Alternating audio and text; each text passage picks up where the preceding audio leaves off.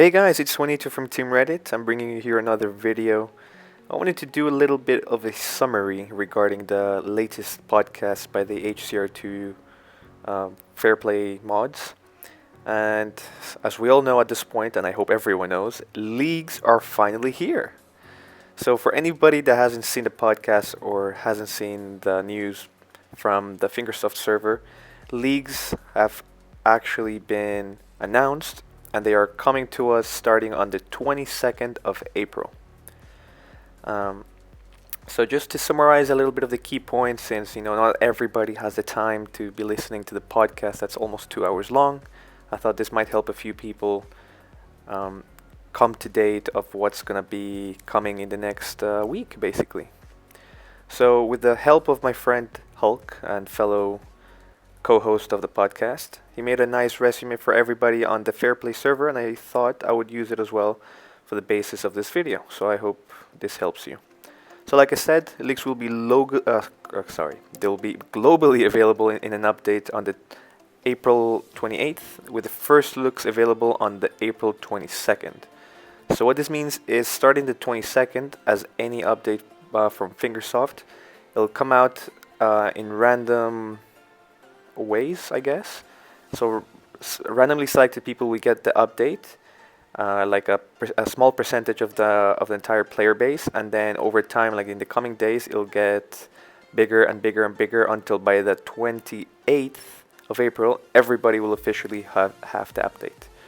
Now, what that also means in terms of matchmaking for anybody that plays team events is that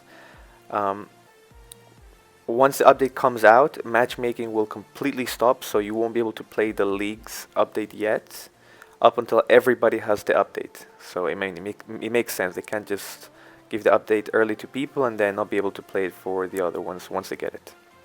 So expect that. Now, the format of the leagues is basically based around divisions, like any league in the world. You have Division 1, Division 2, and so on. For Hill Climb Racing 2, the way it's going to work, there's going to be up to 7 divisions. The very top division is going to be called, I think, Canyon Cup? Sorry, I can't remember, to be honest. But they are divided into different sections of the entire teams, basically. So the top division, they are the top 100 teams in the world. Then Division 2 is the next, 300 or 400, and it starts going in like a pyramid style. And so the lower division will have a huge number of teams, and the top ones will get smaller as they progress. Now, the way the league is going to work in terms of time is they're going to be in seasons. So one season is 1 month. So it works exactly the same as the current Cups season, the road to, I can't remember what it's called, sorry. But yeah, so it works exactly the same. You have 1 month for a season. And if you do the math, that's a team event, a single team event match lasts 2 days. So 30 divided by 2, you have 15 possible matches. But obviously, you have to take into consideration that there's matchmaking time. It's not going to be exactly, you play match. So really, it's going to be 14 matches, and in between, you'll have around 2 days of matchmaking time to play with. So keep that in mind because it can be very helpful, and I don't want to spoil maybe any tricks that I think I've come up with. So another key thing to take note of: teams that win gain trophies, but losing teams also gain trophies. There are more positives than negatives. So what this means is basically if you win during leagues, like if you beat a team, you'll get more points than if you lost, but even if you lose, you'll get points. Now, this was a little bit confusing, and even today, as of the recording of this video, it's not very clear how exactly that's going to work, but what Reese said was even if your team loses against another team, you will still be rewarded with points. Not as much as the winner, obviously, but it's like depending on your performance against that team. If it's a close match, then you'll still be rewarded, and it's better than delaying during matchmaking because apparently you get punished for delaying during matchmaking. So keep that in mind. Another thing, and this is what I was talking about. Margin of victory and who your opponent is will dictate how many trophies you win. You win as the winner or loser. So if you barely lose to a top team, you will gain more trophies than if you beat a low-ranked team. I'm still not sure how exactly this works. The way I understood it at the very least is that, let's say you 4K a team, then you will get those 4,000 points. If you, I don't know, if it was a close match, so I don't know, like 2,600 to like 2,400, then each team will get those points. It would make more sense, because then I don't understand how they're gonna decide how many points each team gets, because if a low ranked team gets more points than a higher ranked team because of how highly ranked they are, then that's also giving lower ranked teams an advantage, which I understand they're trying to balance the playing field, but I feel like a fixed amount of points per win would just solve that altogether, because it's like any league in the world. Anyways, team participation is important for this reason. You want to have all players in your team contribute. So Reese also said that you want everyone to be taking the game all like seriously. Like you should be try-harding your best, because it's about the cumulative score of the entire team that will dictate how many points you get. I'm not sure if it's exactly how that's going to be. Like personally, I wouldn't want to be try-harding all the time. I don't want to be wasting tickets. I want to relax sometimes. So I don't know how that's going to work. Team match rewards still exist exactly as they work in the current system, but the rewards will be greater at the end of each season, similar to the trophy road or a team chest. And exactly what you get, Reese said that the maximum, so whoever wins the top division prize or season, whatever, they will get, each person in the team will get 1.5 million coins and 400 gems, I believe, and then from then on it goes down. So I think the lowest, so the top 100 team will get a minimum of 1 million coins and I think 200 gems, so divide that in between. So it's very good rewards actually. Even if you get destroyed in the top division, you want to stay in the top division because of the prizes. If you're in a lower division but gain more trophies than teams in higher divisions, you can jump up to 2 divisions. So you can theoretically go from the lowest division to the top division in 4 months if you win a lot of matches.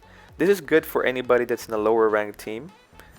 So it's not like the current system where it's basically impossible to reach the top 10 or even the top first place because of the trophy counts. So if you perform really well, you don't have to go see division by division. You can actually skip up to 2, and in about 4 months, if you start from the very bottom, you can make it to the top division. Alright, let's see what else. So teams that are losing a lot of matches can be dropped by a division. So you can only drop by 1 division and can be promoted up to 2. So this is also a good thing actually. Each division is locked at the start of the month, so you cannot leave the top division for a lower division mid-month. This is also, I mean, like any division in the world, it makes sense. Starting on April 28th, there will be no more matchmaking allowed to allow leagues to begin. So this is what I was saying in the beginning. Once the update is out, you will be able to see the update and what it looks like, but you won't be able to play leagues yet. The first season of seasons is going to be starting at the very beginning of next month with the next trophy road. So keep that in mind. At the end of each season, there will be a cool down period to allow Fingersoft to compile results and prepare for next season. The winning team in the top division, the number 1 team, will be given a special team banner in-game for being the number 1 team. Now this is really cool because you're being rewarded. Like, one of the best things about any game, especially nowadays, you'll see a lot of games, including Hilkster Racing 2, that they are free to play, but the developers of the game make money in cosmetics, because nowadays the cool stuff is, you know, having the nice skin, or, you know, if you play other games, a nice skin for your guns or for your player or whatever. So being able to customize and stand out in different ways, so a team banner for being the top team, or even a banner for your player license, you know, that's something that's really cool, and I'm really looking forward to that. Now, leaders or co-leaders will still have to press the match button. You're not automatically matched. This has gotten a little bit of yes and no's, and so basically the current matchmaking style that we have today, where you have after a match you press results and then a leader or co-leader has to press to start again, that still stands to date.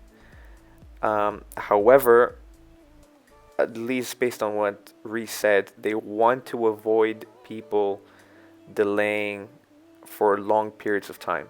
They don't want people to be sniping or avoiding top teams.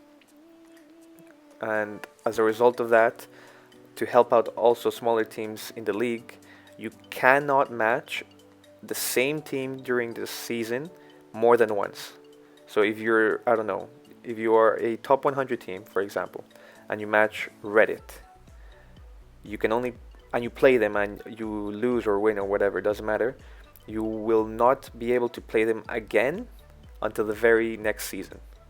So this is just a tip for anybody that maybe is starting to look at tables and keeping track of other teams. If you match a team, you can completely ignore them for the rest of the season and not have to worry about them. All right, so this also helps people in this manner of, you know, sort of easing as the season goes and who you have to keep track of.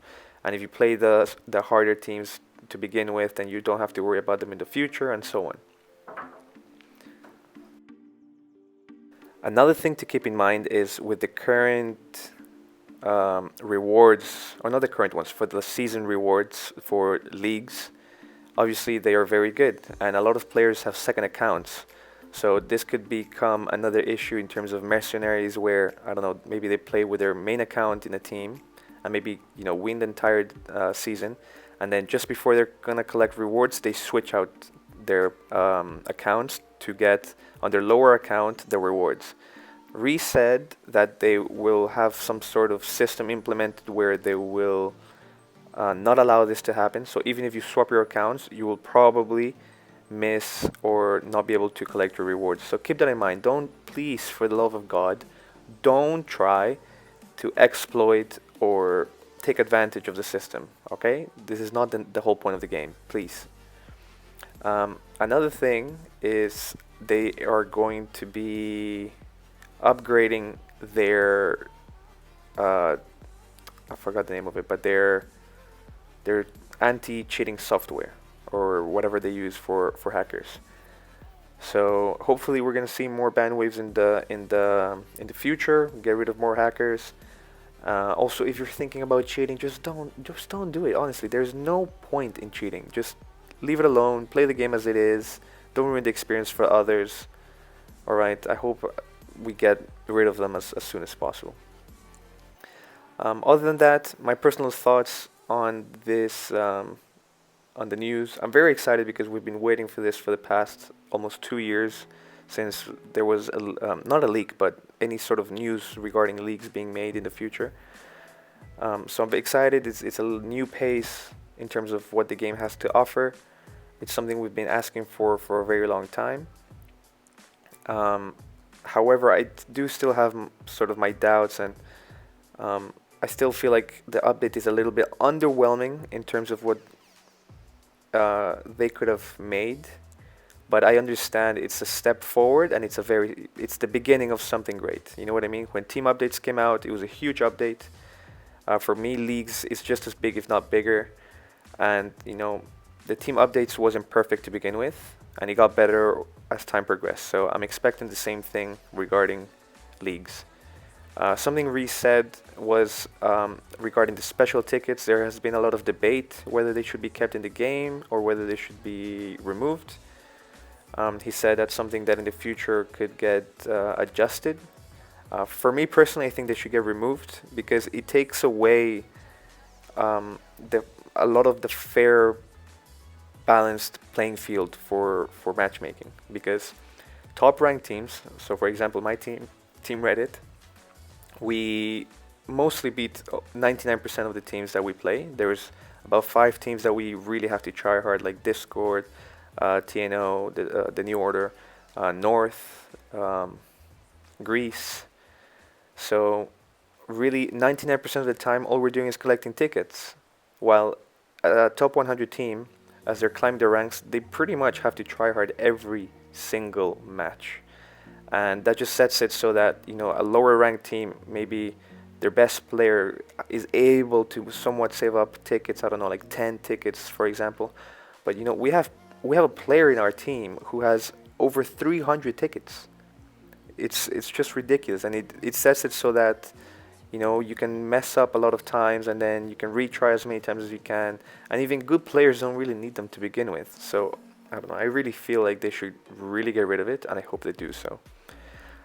Another thing that just came to mind is Reese also mentioned that during the season you would not be able to see your current standing as the season progressed, which for me it just made no sense.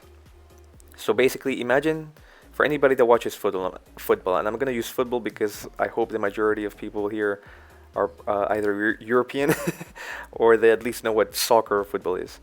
But in any sport basically that has any sort of divisions and leagues, throughout the season, your standing. If you win a match, you get 3 points, and then you can compare with the rest of the teams in the division to see where you're placed. So you know your progression, you know where you need to improve, what teams you need to beat, that sort of stuff.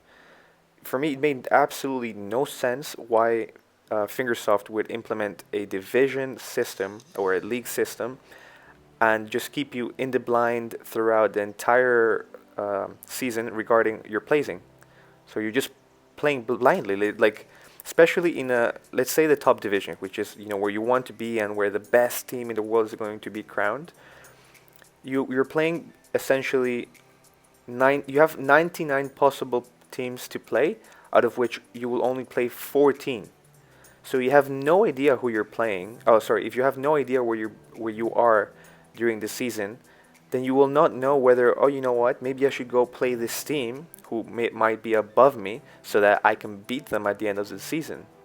It just doesn't make sense. It makes it so random and RNG, and RNG in a league-based system. It's not real. It's not dictating how actual the best team in the world is. So the good news is Reese told us as well that the developers of the game in Fingersoft heard about my complaint because I was really worried about this, and they said they will look into it for the future and make it so that you can see your placing. So this is a good step forward, all right? Anyways, there's not much more I can say, to be honest. If anything, I just wanted to also know your thoughts regarding leagues. If you're excited, what you think can be improved. I think there's still a lot that can be improved, but over time, the player base, Fingersoft, I think they will both come to terms in terms of what's best for leagues and also what works, what doesn't work. At least it's a step forward, and I mean, leagues are here. I mean, seriously, this is the most exciting thing to come, at least for me, since the team update, honestly, because my thing is team events. I'm super excited to, hopefully with Team Reddit, be able to reach the top sometime. I mean, I'm sure we'll be able to battle for it. I'm also excited to see what other teams have to offer, the new strategies that will come out of this, because Reese said that, basically sniping and delaying and avoiding teams isn't going to be the meta anymore, but I completely disagree. I'm not going to give out my secrets. But I do think there is very much that you can do with matchmaking, and I think more now than ever, information is going to be so key, so important to know how other teams are doing, especially if at the beginning we're not able to see our standings in relation to other teams. So information is going to be key during this time. Anyways, like I said, please let me know in the comments below what you think. Don't forget to subscribe. I'm on road to 1,000 subscribers, and I will make a special video then. So I'll see you next time. Bye bye.